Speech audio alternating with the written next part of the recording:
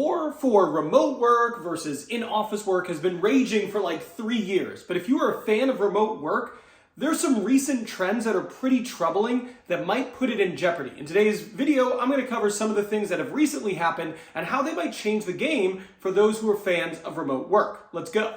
So first things first, this has been going on for like 3 years. Ever since the pandemic and a whole bunch of people were forced to work remotely, and then there was all these people who absolutely loved it, and there's people who hated it. It's been pretty much going nonstop. And I would wager to guess that you, watching this right now, probably sit firmly in one side of that debate. There are very few people who feel, I don't really care.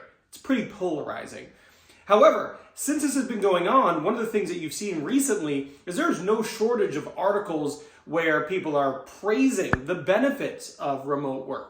Or there's all these articles about companies saying they're pulling people back into the office, or it doesn't work, or there's a return to office mandates coming from some of these big tech companies.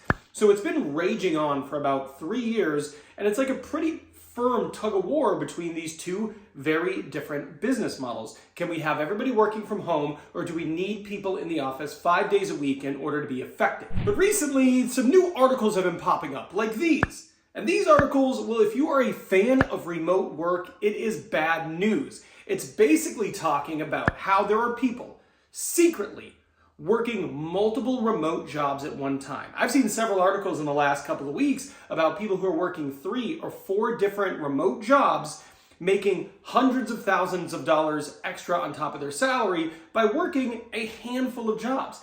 And one of the things that are highlighted in these articles is these people who are interviewed, anonymously of course, are saying that they don't pull in a full 40 hours. They're working 3 different, full-time, highly technical, full, paid remote jobs.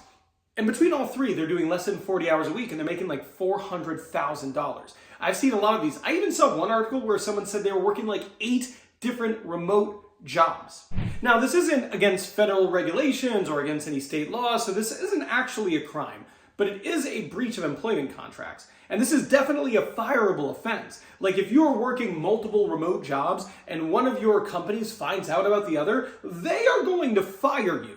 Like nobody is okay with you supposedly working a full-time job but finding out you have another at the same time full-time job. That is completely an issue. Now I will say, it is important to note that these people represent a fraction of the people who are working remotely. Most people who are working remotely work the one job, okay? And if they have a second job, it's like an after-hours job. People are not just working 2, 3, 4 simultaneous remote jobs representing themselves as just a person working one job. This happens in a very small minority of instances. However, these things do have a really negative effect for people who are big fans of remote work for more acceptable reasons, like work-life balance, or they're people who, feel like they are more productive at home, or it's unnecessary to go into an office. They can do the same job, some would argue, even more effectively doing it from home. But having these stories out there that are sensationalized stoke fear into employers wondering, are we actually getting people to do their full-time job, or are we paying them and then they're working on our dime for other companies? The bottom line here is that these stories, while few and far between, they do serve as ammunition for companies who are just looking for reasons to justify bringing people back into the office. These stories are extremely effective.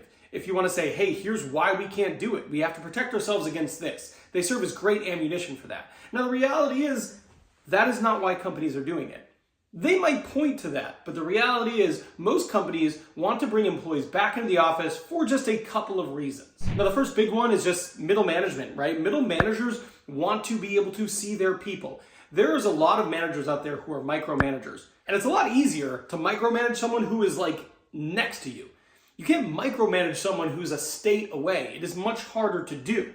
So just for the ease of middle managers being able to manage their teams, influence outcomes, etc., there's a lot of organizations who want to empower their middle managers by having those people in place. Another big reason is it's hard. It is hard to measure performance. It is hard to coordinate when it's hybrid, having people in place. And it's hard to just plan out the logistics when you have some people in office, some people hybrid, some people fully remote. That is more challenging. If you think about it, 10 years ago, companies did not have to deal with it. They do today. And it's just more difficult. And the final big reason why companies want people in, well, there's expensive real estate.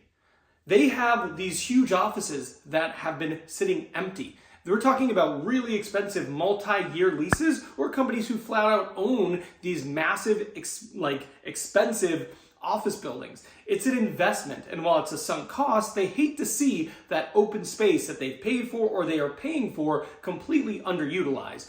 So you combine all these reasons together, and that's the main chunk of why companies want to bring people in. Control, micromanaging, ease of overseeing everything, logistics simplification, and real estate. That is why companies want to bring people in. But these stories just serve as an effective mechanism to justify an end to those means. Now, it's not like they are lying when they say they're scared of employees working multiple jobs. Like, that's true. It's just not the majority of what happens. But there are instances in which hiring managers lie. In fact, if you're a candidate, I can point out several things that hiring managers are lying about in the interview process. In fact, I made this video about it. So if you're interested in what they're actually lying about, you need to go watch this video. I'll see you over there.